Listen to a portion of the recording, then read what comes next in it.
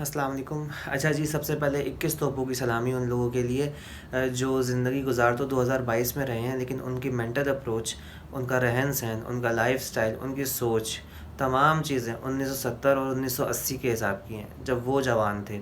अब वो लोग ये चाहते हैं कि 2022 में रहते हुए उनके बच्चे जो अब जवान हो चुके हैं और वो खुद बूढ़े हो चुके हैं, वो भी वैसे ही ज़िंदगी गुज़ारें जैसे उन्होंने 1970 में और 1980 में ज़िंदगी गुज़ारी। जब ना ट्रांसपोर्ट का निज़ाम इतना अच्छा था, पाकिस्तान की ख़ास तौर पे अगर बात करें तो ना कम्युनिकेशन सिस्टम इतना अच्छा था, ना कोई आपका जो है वो टेलीकम्युनिकेशन का इतना ज़्यादा रुझान था। आपके पास कोई फैसिलिटीज़ कुछ ख़ास नहीं थी उस दौर में।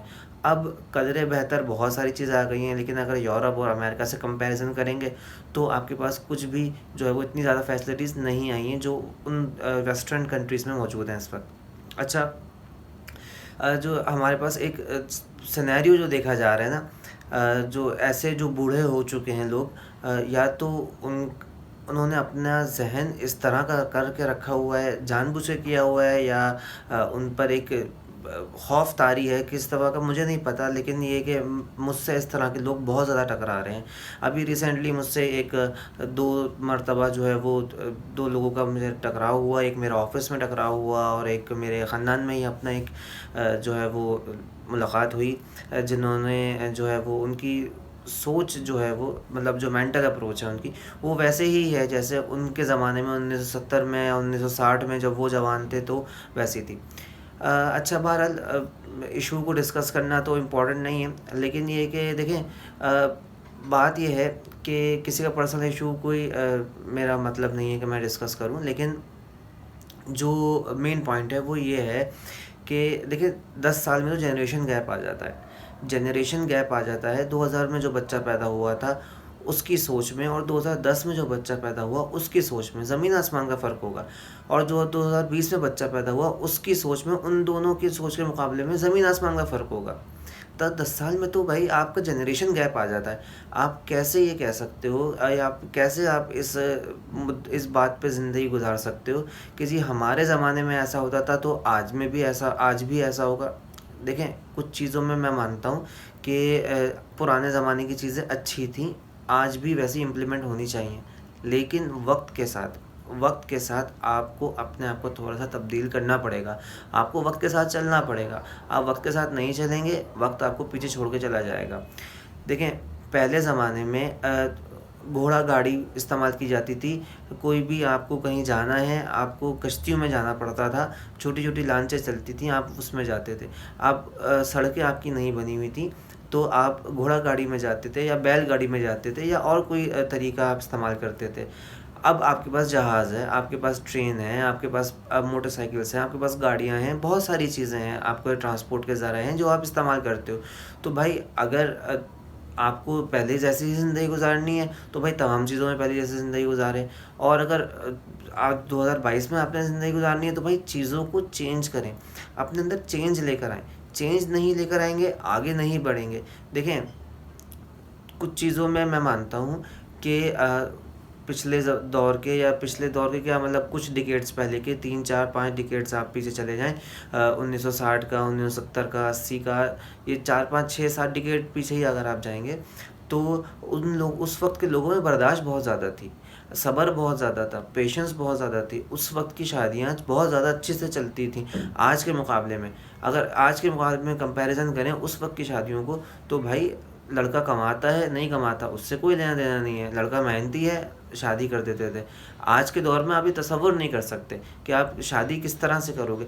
भाई जब तक आप जब भी आप यहाँ पे आज के दौर में रिश्ता देखने जाते हो किसी लड़के का, तो वो आप देखते हो कि भाई उसका फ्यूचर कैसा है। और जब भी लड़की का रिश्ता देखने जाते हो तो आप ज़ाहिर-सी बात है, आप उसमें खूबसूरती देखते हो, आप उसका बैकग्राउंड देखते हो, आप उसकी एजुकेशन देखते हो, बहुत सारी चीज़ें हैं जो आप उसमें लड़की में जो है वो देखी जाती हैं। पहले ये सब चीज़ें नहीं देखी जाती थी, पहले तमाम चीज़ें आसानी से हो जाती थी। तो बहुत सारी चीज़ें हैं जो पहले की अच्छी थीं, लोगों में बर्दाश्त थी, लोगों में सब्र थी, लोग सब्र करते थे, बर्दाश्त करते थे, ज़ुल्म व सितम सहते थे, उसके बाद फिर जाकर उनका एक मकाम बनता था। हर जगह ससुराल में भी और दूसरे ऑफ़िस वग़ैरह में भी माशरती और माशी तमाम जो है वो पहरों में उनका जो है वो नाम ऐसे ही बनता था, सब्र बर्दाश्त करके। आज हमारे अंदर सब्र बर्दाश्त ख़त्म हो चुकी है। आज 2022 में किसी में भी, चाहे वो जवान हो, चाहे वो बूढ़ा हो, चाहे वो नौजवान हो, कोई भी हो, उसमें बर्दाश्त नहीं है। पहले में बर्दाश्त बहुत अच्छी थी, लेकिन आज के दौर में जो फैसिलिटीज़ हैं, जो आपको सहूलतें मुयस्सर हैं, आप उनका इस्तेमाल ना करना, तो ये एक बेवकूफ़ी है, ये एक सरासर बेवकूफ़ी है जो जो है वो इंसान को ख़ुद को नुकसान पहुंचा रही है। देखें, वक्त के साथ दुनिया चल रही है या दुनिया के साथ वक्त चल रहा है। आप इसको एक बात को इस तरह से पकड़ें या इस तरह से पकड़ें, एक ही बात है। वक्त के साथ नहीं चलेंगे, वक्त आपको पीछे छोड़ देगा। वक्त के साथ ढलना सीखें, वक्त के साथ चलना सीखें। अगर नहीं चलेंगे तो बहुत पीछे रह जाएंगे, और इस तरह से लोगों का बहुत नुकसान हो रहा है। मैं देख रहा हूँ लोगों को कि जो है वो उनका ख़ुद का नुकसान हो रहा है, लेकिन वो नहीं समझ पा रहे कि जी हमारा नुकसान क्यों हो रहा है। हालांकि अब जो लोग बूढ़े हो चुके हैं 2022 में, उनकी उम्र 60, 65, 70 साल के हो चुके हैं, अब नुकसान असल उनका नहीं है। अब नुकसान जो है वो असल उनके बच्चों का है, जो जवान हो चुके हैं। उन्होंने ज़िंदगी गुजारनी है। भाई जो 65 साल का है, 70 साल का है, उसने तो 1 आध साल, 5 साल, 10 साल, 20 साल मर जाना है। अब तो लेना देना है ही नहीं उसका दुनिया से। अब जो उसके बच्चे जवान हैं, उसने ज़िंदगी गुजारनी है, उसके बच्चे होने, उसकी शादियां होनी है, उन्होंने अपना लाइफस्टाइल अपना बेहतर करना है। तो जी अगर आप अपने बच्चों को ये अप्रोच दोगे, मेंटल अप्रोच आप अपने बच्चों की नहीं करोगे, नहीं ग्रूमिंग करोगे, उनको नहीं बताओगे, नहीं सिखाओगे कि आप दुनिया के साथ कैसे चलना है, दुनिया के साथ कैसे रहना है, तो फिर वो कैसे चल पाएंगे।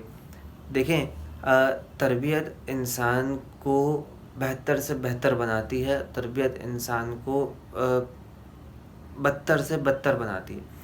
ये एक साइकोलॉजिकल फैक्ट है कि जी आप जितनी अच्छी तरबियत करेंगे, आप जितनी अच्छी मेंटल अप्रोच बनाएंगे बच्चे की, वो आगे चल के अपनी नस्ल को भी वैसी ही प्रोवाइड करेगा चीज़ें जो आपने प्रोवाइड की होंगी।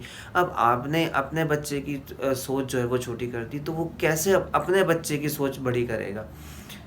वक्त के साथ चलना सीखें, जो वक्त के तकाज़े हैं उनको साथ लेके अपनी ज़िंदगी गुजारें, अपनी ज़िंदगी को आसान बनाएं।